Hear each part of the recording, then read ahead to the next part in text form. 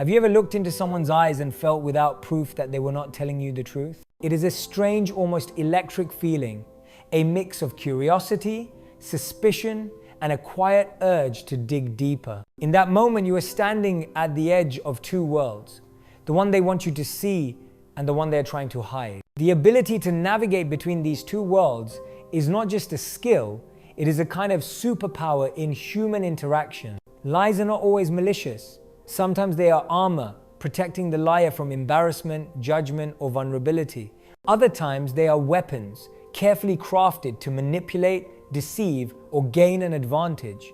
Understanding why people lie is the first step to handling those moments with precision. People may lie to save face, to avoid conflict, to hide a mistake, or to shift blame. In some cases, the lie is so small it barely matters.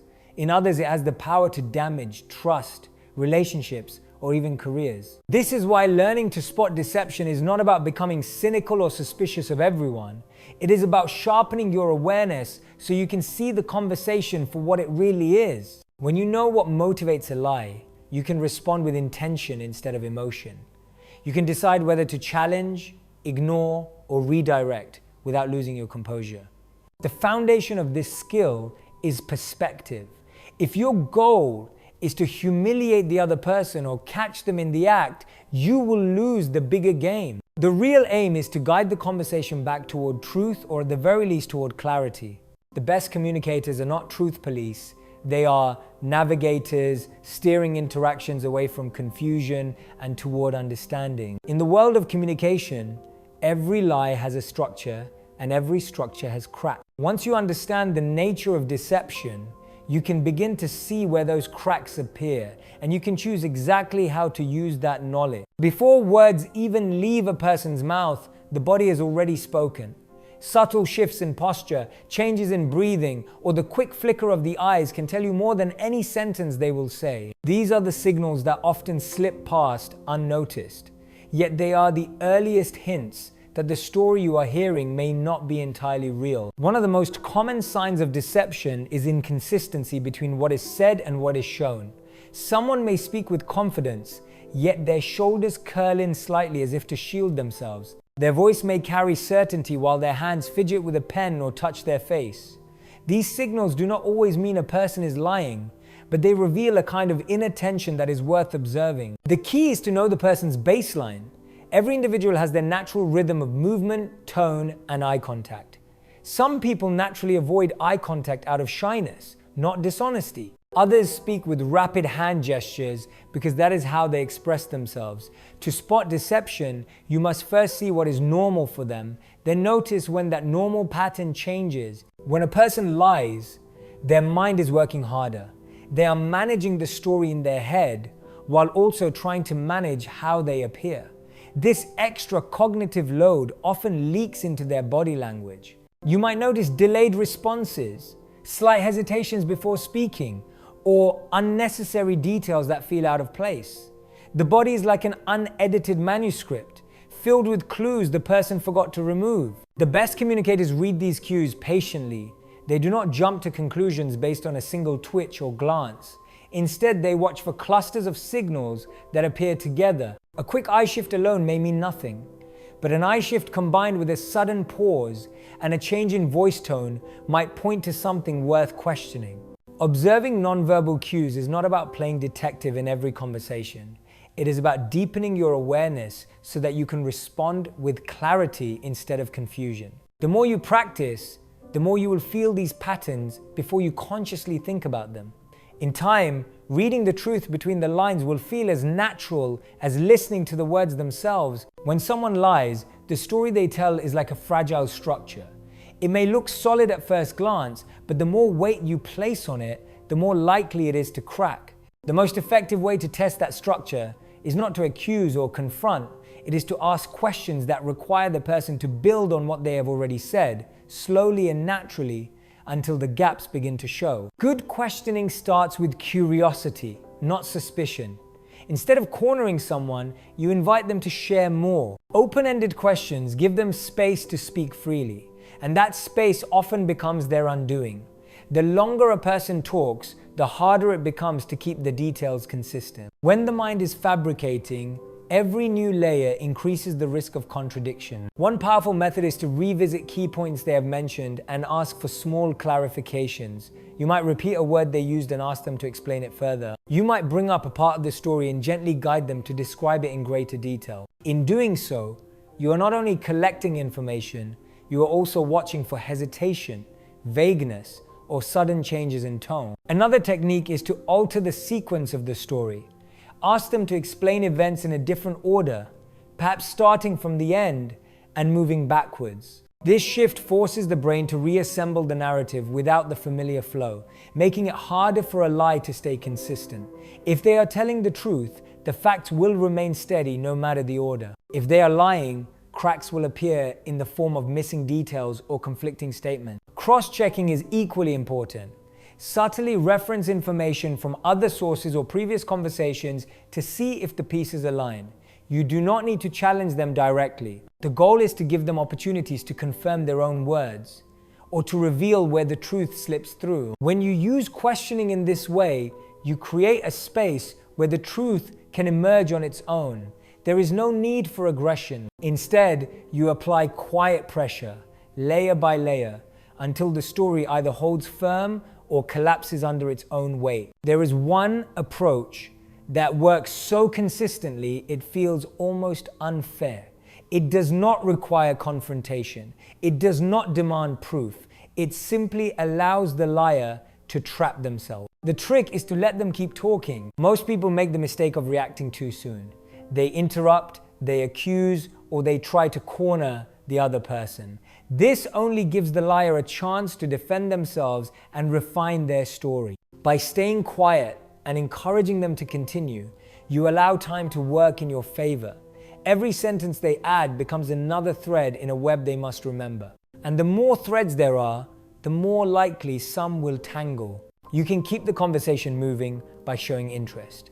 Repeat keywords they use and ask for more detail. Nod slowly, giving them the sense that you are absorbing everything. This lowers their guard and prompts them to expand on their version of events. With every expansion, the risk of inconsistency grows. The beauty of this technique is that it is not aggressive. The liar does not feel attacked. In fact, they often believe they are strengthening their position. But the longer they speak, the more effort it takes to keep the falsehood intact. Eventually, the pressure of sustaining the fabrication creates small cracks. A misplaced fact, a sudden shift in emotion, or a contradiction too subtle for them to notice. When those cracks appear, you do not need to pounce. You simply take note.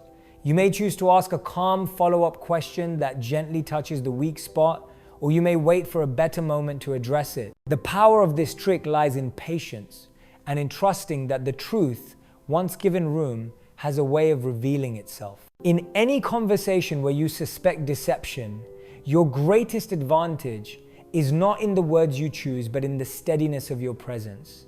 When emotions flare, clarity fades. A raised voice, a rushed sentence, or a sharp tone can shift the balance of the exchange in the other person's favor. The calmer you remain, the harder it is for them to manipulate the interaction. Calmness begins with awareness. Notice your breathing and slow it down. Let your pauses become intentional. When you speak, keep your tone even and your pace steady. This does not mean you must sound emotionless. Warmth and composure can exist together, and when they do, they disarm defensiveness and invite honesty. Control of your voice is more than a display of confidence. It creates a psychological effect. People are more likely to mirror the emotional state they perceive. If you are calm, they are less likely to escalate. If you keep your voice clear and measured, they will feel the space between their words and yours, a space where the truth can surface. There will be moments when your instinct is to react strongly. You might feel the urge to point out an inconsistency the moment you notice it. You might want to challenge them head on. This is where discipline matters most. By resisting the impulse to attack, you maintain control over the pace and tone of the conversation. This keeps you in the position of guiding the exchange rather than being pulled into their emotional current. Silence can be a powerful tool here. A brief pause after their answer can prompt them to fill the quiet with more explanation. Often, The need to keep talking leads to the very slip you have been waiting for. When used well, your voice and your silence work together as instruments of influence. Mastering calmness is not about hiding your feelings. It is about choosing the right moment to show them. In the delicate art of uncovering the truth, your voice is not just a means of speaking. It is the frame that holds the entire conversation steady until the truth finally becomes clear. The moment you realize someone has lied to you is a delicate turning point. It is easy to let emotion take over, to confront them immediately, or to withdraw in frustration. Yet the way you choose to respond will determine not only the outcome of this conversation, but also the tone of your relationship moving forward. The first decision you must make is whether the lie is worth addressing. Not every untruth demands a response. Some are small enough that confronting them would bring more harm than benefit. Others carry consequences that make silence dangerous. Your awareness of the context, the stakes, and the relationship will guide this choice. If you decide to address the lie, your aim should be clarity, not revenge. A direct accusation often pushes the other person into defense mode, making them cling to their falsehood even more. Instead, you can lead them back to the inconsistency gently, asking questions that give them a chance to correct themselves.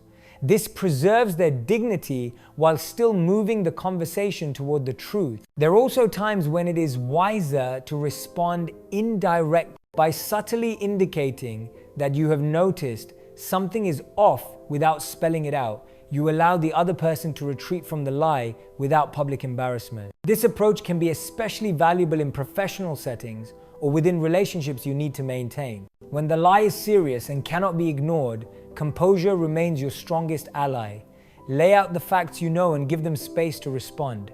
Resist the urge to fill the silence. Often, the weight of undeniable evidence combined with your steady presence is enough to make them acknowledge the truth. Above all, remember that exposing a lie is not always the end goal. Sometimes the more powerful outcome is making it clear that you cannot be easily deceived.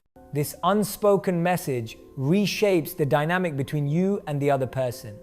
From that point on, they will know that with you, the truth is always the safest choice. The ability to detect deception is not a single technique you master once. It is a set of habits, sharpened over time, that becomes part of how you see and hear the world. The more you practice, the more naturally these skills flow into your conversations without conscious effort. Begin by cultivating observation as a daily habit. Pay attention not only to what people say, but also to how they say it. Notice patterns in their tone, pacing, and gestures when they speak about neutral topics. This creates a mental baseline you can compare against when the stakes are higher. Over time, you will sense even small deviations from their normal behavior. Strengthen your questioning skills in everyday interactions. Practice asking open-ended questions that invite detail and follow up with gentle prompts for clarification. This will make the technique feel natural when you truly need it, preventing it from sounding forced or calculated. Develop your emotional intelligence alongside these techniques. Recognizing your own emotional triggers will help you stay composed when confronted with dishonesty. The more in control you are of your reactions, the less likely you are to be manipulated by a sudden display of emotional charm from the other person. Surround yourself with environments that value honesty. While you cannot control the behavior of everyone you meet, you can influence the culture you are part of. By consistently rewarding truth and transparency, you make it harder for deception to take root around you. Finally, lead by example. The more consistently you speak the truth, the more your presence becomes a subtle test for others.